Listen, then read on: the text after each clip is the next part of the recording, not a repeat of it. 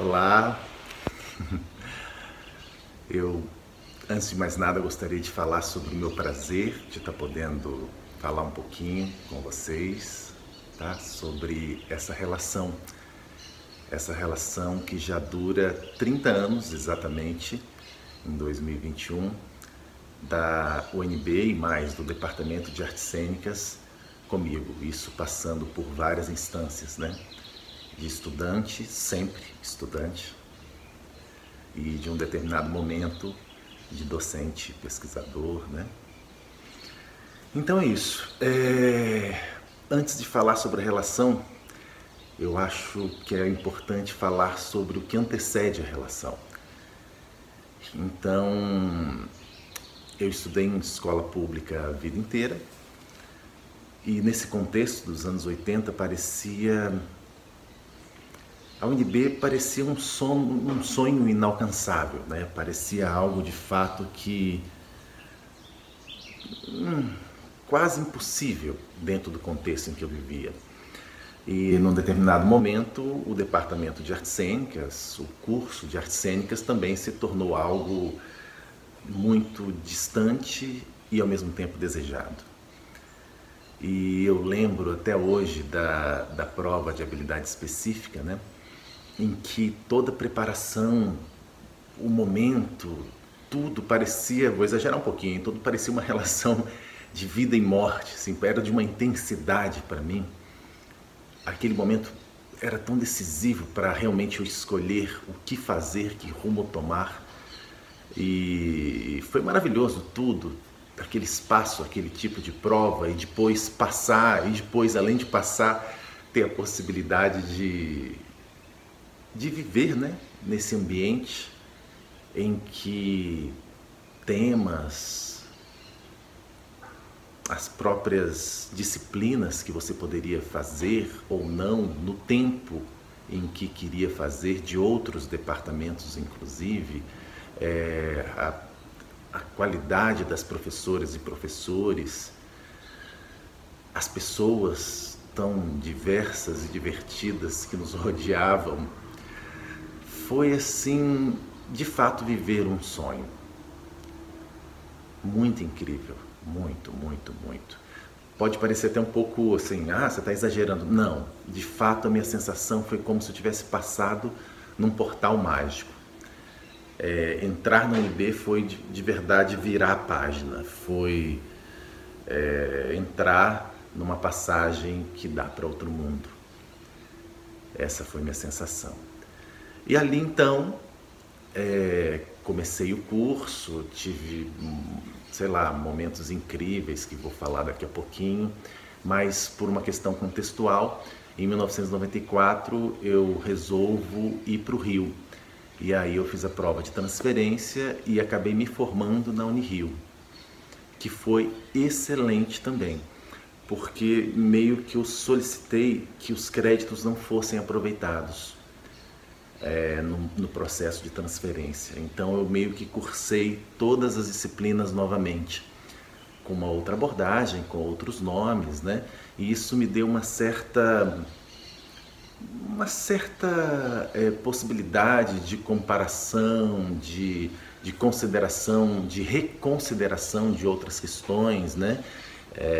Problemas, perspectivas, modos de transmissão, focos de trabalho, né? Que são distintas. Não sei se hoje continuam, mas são. E foi fundamental, sobretudo, para a questão dos meus estudos posteriores, né, acerca das questões vocais e sonoras. Bom, muito bem. Então aí em 2003 eu retorno a Brasília por uma questão também de um contexto muito específico e tenho a oportunidade de ser professor substituto de teoria do teatro. Esse foi um outro momento assim absurdo de transformação. Então a UNB assim, foi um outro marco que de repente, com essa experiência, eu tive a certeza de que eu queria fazer isso.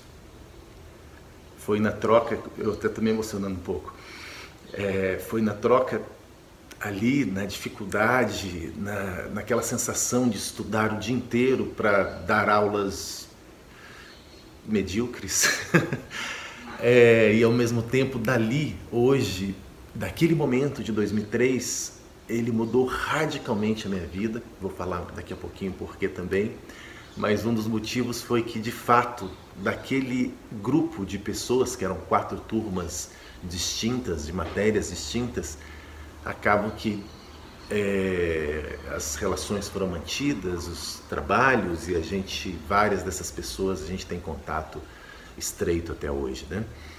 Então foi um momento radicalmente decisivo, e dali então, em 2004, eu entro no mestrado, que eu não tinha ainda, né? Em 2006 eu retorno já mestre como professor substituto novamente, mas desta vez da licenciatura. Vou pegar minha colinha aqui.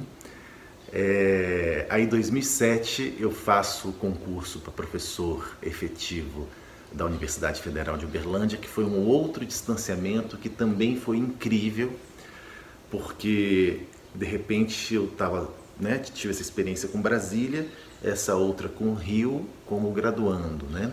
E aí eu tive essa experiência de docência em Brasília primeiro, e depois voltei em Uberlândia, uma cidade de um porte menor, com um curso menor, em que naquele contexto, olha que incrível, todos os professores do quadro eram de fora de Uberlândia. A gente não tinha nenhum professor naquele momento que era da cidade. Então era muito forte a relação das e dos professores entre eles e elas, né? E foi uma experiência também muito legal para reconfigurar, com esse distanciamento, reconfigurar inclusive a relação com a Universidade de Brasília. E em 2009 eu faço então o concurso de efetivo para a UNB, né? Que para a área de voz, para o eixo de voz e performance, como chamamos agora, e que de fato era o meu foco de estudos, né? Desde então. Lembrando que em 2007 também entro no doutorado, que vou finalizar em 2011. Entro no doutorado em Brasília também, mas foi um doutorado em educação. Trabalhava com questões audiovisuais, mais focadas nas questões sonoro-vocais, mas essa era a linha, né, da professora orientadora. Mas então foi isso. Em 2008, isso também foi muito interessante, né? Junto ao período em que eu estava na UFO, eu comecei a trabalhar, eu estava trabalhando na Universidade Aberta do Brasil, que é quando abrem então os cursos no Departamento de Artes Cênicas para a universidade, nesse modo, né? Antes se chamava semipresencial, agora realmente à distância, né? E foi uma experiência também muito maluca, mais uma vez, que a UNB me provoca, me promove, eu consigo passar por isso de uma forma muito intensa, que foi a minha missão nesse momento era elaborar a primeira disciplina prática de teatro nessa modalidade. Então foi porque estava assim, então, como abrindo, em 2008 foi aberta essa primeira turma, né? Então a gente preparou em 2007. E foi muito incrível porque com essa questão do modo não presencial, que é o que estamos vivendo agora inclusive, né? Mas imagine, há 13 anos atrás, parecia inadmissível essa possibilidade. E ao mesmo tempo a gente teve contato neste momento com muitas pessoas da região norte, sobretudo do estado do Acre, né? Interior de São Paulo e tal, mas sobretudo o estado do Acre foi muito interessante, porque na grande maioria das cidades a gente não tinha nenhuma pessoa formada em teatro. Então foi um tipo de troca e um tipo de sensação de você estar fazendo algo que pode servir, né, de fato a outrem, e que isso pode ser multiplicado. Então nesse momento foi um desafio gigantesco, inclusive eu acabei, pelo fato de ser a primeira disciplina prática, dando palestras ou sendo chamado para falar, e foi sempre muito difícil, porque muitas pessoas não admitiam essa modalidade, que é muito difícil mesmo, se perde muito, né? Mas ao mesmo tempo, quando se pensa onde a gente pode chegar nesse país continental, se torna algo que me parece que foi um projeto muito interessante, né? Tem sido, porque o UNB continua e eu continuei nesse processo. Então, a última vez que eu ofereci disciplina, inclusive essa na UNB, foi ano passado, em 2020, com essa última turma, tá? Essa mesma disciplina. E no decorrer do tempo, na Universidade Aberta, também ofereci o TCC, a primeira turma, e fui acompanhando as pessoas de TCC com um grupo, né? Porque eram muitos estudantes, e metodologia também em artes cênicas. Bom, voltando aqui à minha cola, deixa eu ver aqui. Então é isso, e junto com isso também nós tivemos, com essa mesma disciplina, acabei participando em 2008 do ProLicem, que foi um programa também de educação à distância, mas voltado à formação de professores que já trabalhavam dando aula de artes cênicas e não tinham uma habilitação específica. Muito bem, então em 2010 eu tive a alegria,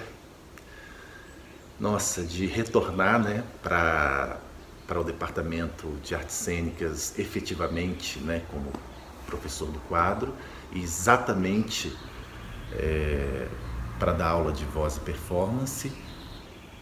E para mim foi mais outra grande mudança na minha vida que não tem como eu pensar hoje, né, em mim sem pensar em tudo que o departamento, via pessoas todas, né, promoveram de mudança na minha pessoa, né?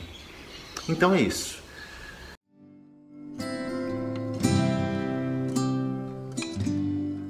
Muito bem, eu vou falar um pouquinho da minha percepção, né, sobre essas reverberações e presença do curso de artes cênicas no DF. Então, uma das perspectivas que eu posso falar é sobre de um momento em que, junto ao estudante Túlio Starling e ao estagiário Paulo, quando eu fui coordenador do bacharelado, 2012 e 2013, a gente resolveu fazer um levantamento, né, sobre o que os egressos do SEM estavam fazendo. Não foi uma pesquisa fácil, porque, de alguma maneira, se a gente pensa em 89, 90, né, a gente praticamente era dificílimo. E-mail, os telefones mudaram, os telefones eram basicamente fixos, né? Então foi um trabalho que a gente não conseguiu ter a grande maioria dos egressos, mas que nos deu, através de um formulário no Google, depois a gente processou esse material, escreveu um artigo, inclusive para a Lamparina, a revista Lamparina, e foi interessante perceber que muitas das pessoas que se formaram no SEM continuam atuando nas artes cênicas, seja na área de produção, seja com a docência, seja enquanto artista em diversas possibilidades, seja indiretamente, como, por exemplo, tem pessoas que dão aula no Brasas, curso de inglês. Então, de alguma maneira, elas percebem que o curso de artes cênicas favoreceu muito para o contato, né, com essa velocidade, com o tipo de troca na relação com as línguas, né? Com a aprendizagem das línguas. Muito bem, outra perspectiva foi quando eu fui coordenador da pós-graduação, no caso no PPG-100. Então, nesse momento em que alguns e algumas dos professores e professoras trabalhavam no programa de pós-graduação em arte, né, inclusive eu também, a gente resolveu se organizar e abrir a nossa própria pós-graduação, e eu percebi que nesse momento, até hoje, por exemplo, a gente teve uma grande mudança de modo de se pensar, de se discutir, de se prospectar as artes cênicas em vários segmentos no DF e fora dele também. Então foi como se fosse um salto para a qualidade das reflexões, das práticas que já vínhamos fazendo e também, de alguma maneira, para o desenvolvimento teórico, conceitual e metodológico da nossa área, né? Então, acho que foi algo muito importante. Um outro ponto de reverberação que eu acho é como na posição, né, de editor-chefe do periódico Voz e Cena, eu sinto que Brasília se torna uma espécie de catalisadora dos estudos vocais para a cena. Por que digo isso? De alguma maneira, essa revista ela é formada por uma espécie de associação entre 14 IES do país, das 5 regiões. Então, é como se a gente aqui em Brasília, com o nosso curso, mais focadamente, né, na questão do programa de pós-graduação, a gente tivesse essa concentração, né, de pesquisas que nos perpassam, tá, junto às instituições e os pesquisadores, pesquisadoras que participam, que avaliam e etc. Bom, uma outra perspectiva que eu posso falar seria a de que eu faço mais, né? Professor, artista e tal, público. Então, de alguma maneira, é muito lindo a gente ver o quanto que a gente percebe nas produções estéticas, nas parcerias artísticas, na própria amizade que a gente consegue desenvolver e como as pessoas estão de fato atuantes dentro do cenário do DF, né? Quando eu penso nesses 30 anos que eu comentei de relação com o departamento, realmente a gente tinha naquele momento, quando a gente pensava em diretores ou número de espetáculos, era algo muito diferente do que acontece hoje mesmo, né? Então, acho que o Departamento de Artes Cênicas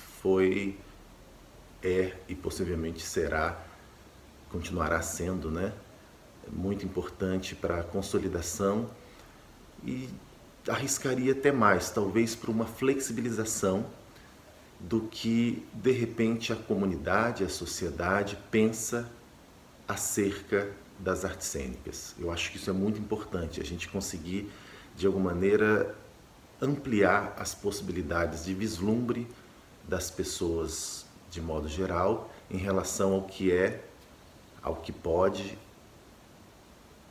e para quem importa, né, as artes cênicas de modo geral.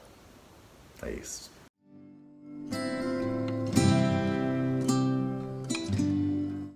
Os professores são memórias, os professores com suas aulas, com suas energias, com suas tentativas, com suas intensidades, né? De fato, são memórias importantes.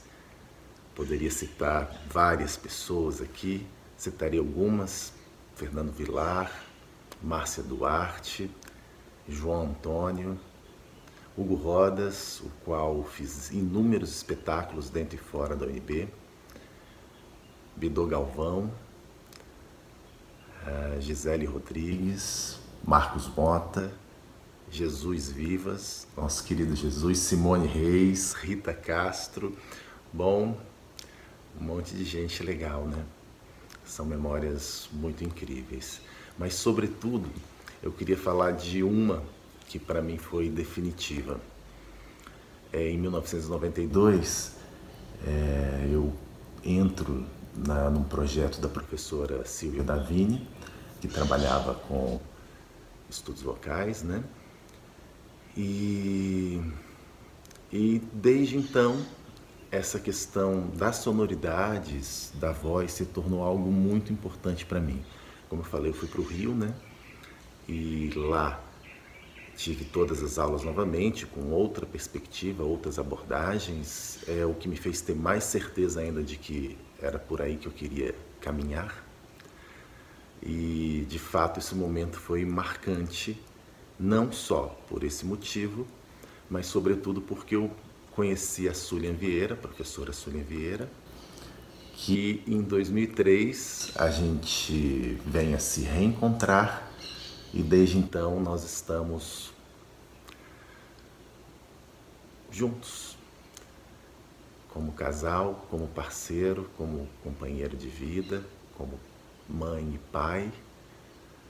Isso tem então 18 anos, né? Que se deu naquele momento que eu falei lá atrás, em 2003, quando eu retornei para Brasília nessa posição de professor substituto. Então nos reencontramos, já nos gostávamos e a partir de então começamos a nos amar. Então isso foi muito, é uma memória assim, de fato, mais uma das questões que o 100 se torna definitivo, né, na minha vida. Bom, em relação à produção estética, eu acho que eu gostaria de mostrar um trechinho sobre o de banda, que é um trabalho que de alguma maneira ele tem a ver com essas questões todas, né? Musicais, vocais, de inventar geringonças, de gostar de traquitanas, que é uma coisa que eu curto bastante. Então vamos lá, vamos ver um pouquinho.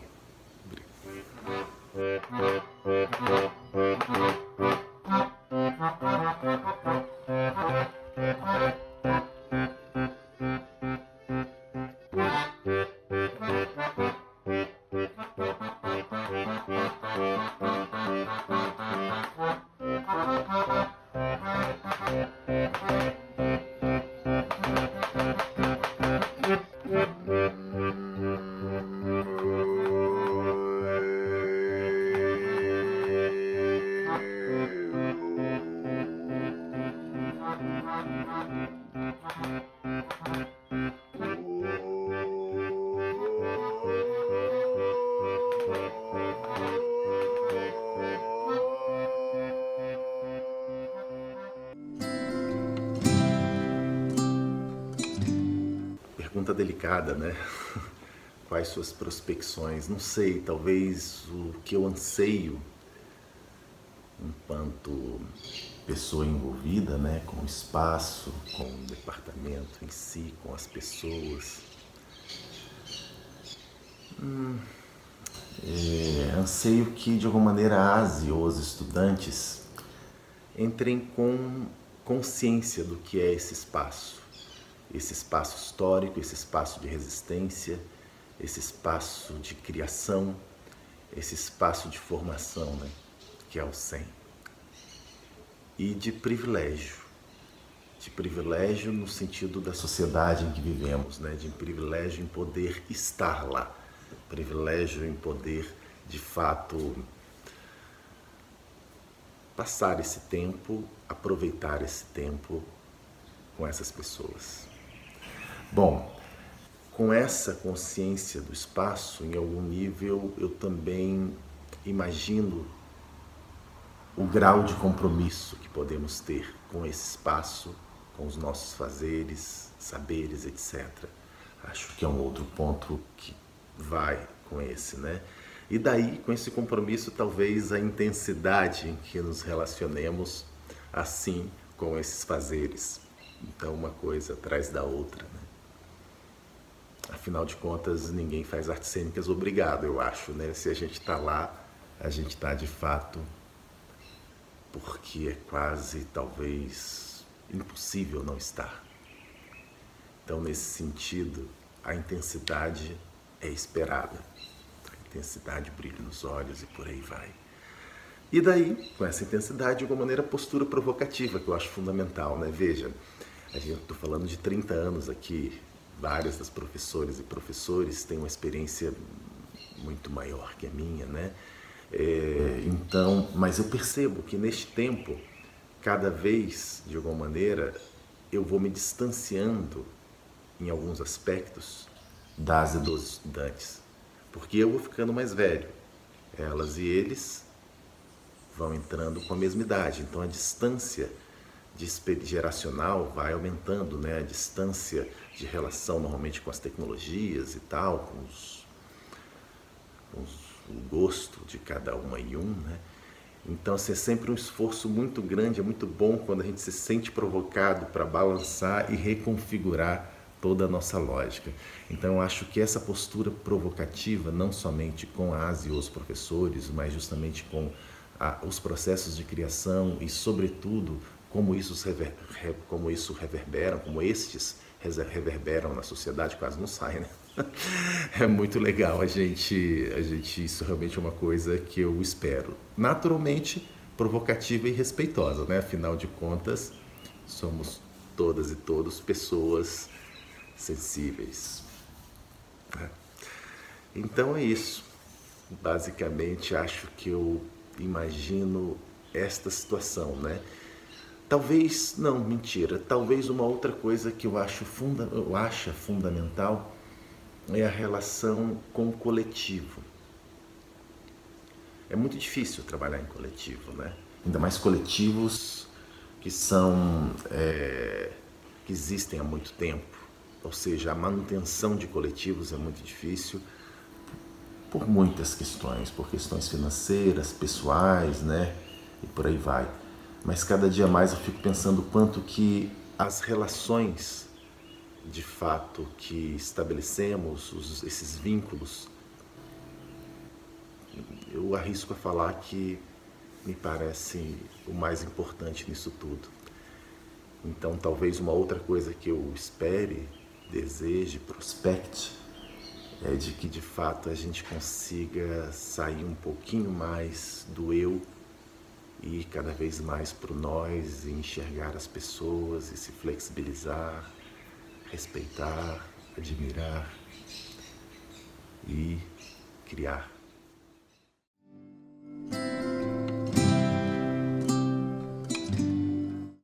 Eu gostaria de falar de duas questões, aliás, duas sensações que eu tenho. Uma delas, que às vezes não é, que é difícil, que é delicada, são esses limites, né?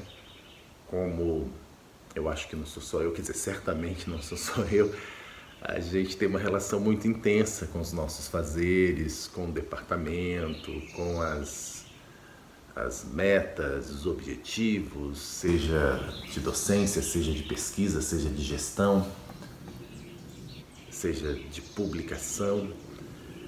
Então, em algum nível, às vezes pela quantidade de sims que dizemos, isso pode sufocar. E aí eu acho que é muito importante isso, que a gente, independentemente de ser uma ou um estudante de graduação, mestrado, doutorado, pós-doutorado, docente, não importa. Saber essa dosagem que para cada pessoa é diferente, né? Entre o que posso, de fato, oferecer com intensidade e saúde e o que de fato está demais, né? Então acho que é um ponto que hoje é muito importante isso para mim, também conseguir estar próximo e distante em algum nível para ter essa lucidez, né, desses limites. Não consigo ainda, mas é algo que me passa com força. E a outra coisa é que realmente essa eu quero manter sempre, porque é uma sensação muito boa, é a de gratidão.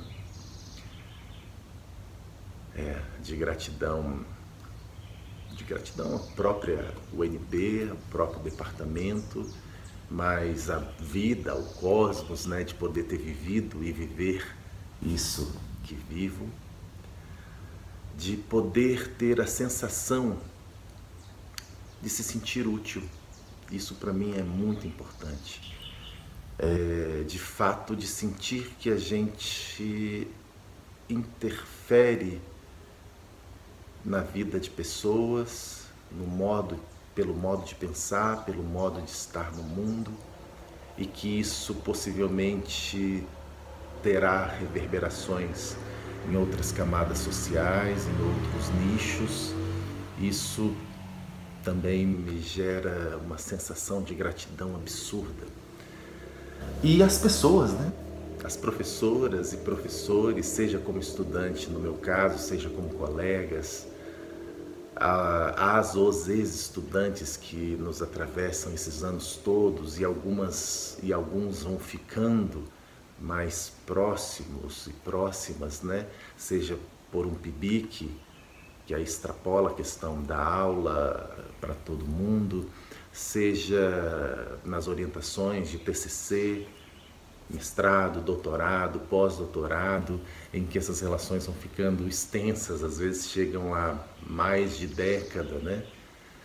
E isso é muito lindo, perceber o quanto esses encontros, eles nos retroalimentam, nos transformam, nos fazem ter certeza de que estamos nos lugares certos. Muito obrigado.